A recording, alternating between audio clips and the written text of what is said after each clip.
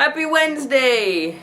It is my Wednesday for it in the spotlight, and this week I am talking about books that I bought because of the cover. I had a really hard time putting this video together because, well, I don't buy books based on cover very often anymore. I've got a list that's like, you know, here to 5 years from now of books that I have, you know, found other places, whether it be the teachers I talked to on Twitter were talking about it, or BookTube was talking about it, or my Goodreads friends, although the Goodreads friends overlaps with the other two groups, were talking about it, or people on the Centurions group on Facebook were talking about it. I'm like, you know, my list is forever long.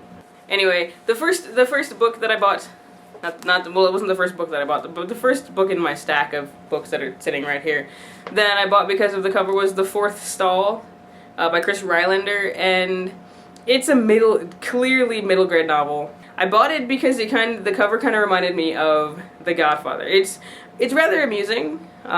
It's set in a school, and there's a kid who, you know, who essentially is like a mob boss. And, you know, it's cute, middle grade-y fiction.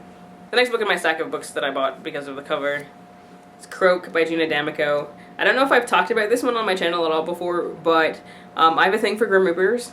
I went through this entire phase last year where I read Croak and I read Scorch, which is the second book in the series, and I was watching Dead Like Me, and they're just fantastic. Rogue, the third book in this series, just came out, and I'm gonna have to pick it up really, really soon because it's such a fabulous series. A long time ago, and you will be able to see how long ago by the quality of this book. Haha!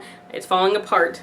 I picked up Hate List. I was really interested in the cover of this one because of the whole concept of the tear here. That was something that I hadn't seen ever until I moved to where I live now, and when I was teaching at the mid-high school, so I was teaching 8th and 9th grade instead of just 8th grade. So I was teaching 8th and 9th grade, and I would see the kids, and they would have these teardrops in various places, and I didn't know what it meant. And some of them would have more than one, and I was like, okay, I don't understand. So being me, I asked what it meant, and they're like, oh, it represents someone who's close to them who had died. And I'm like, oh, okay, that's really interesting. And so applying that knowledge to this symbol made it very, very interesting for me. This one is, and I love Jennifer Brown, by the way, but this one is about a girl who is returning to school after a school shooting committed by her boyfriend, and based on a list that she created called her hate list. Okay, I picked up Monument 14 because of the cover, and it's got kids, and it looks kind of post-apocalyptic, and it turns out it is, and these... So I picked it up because of the cover, and then I read the back, and I was like, huh, that's kind of interesting.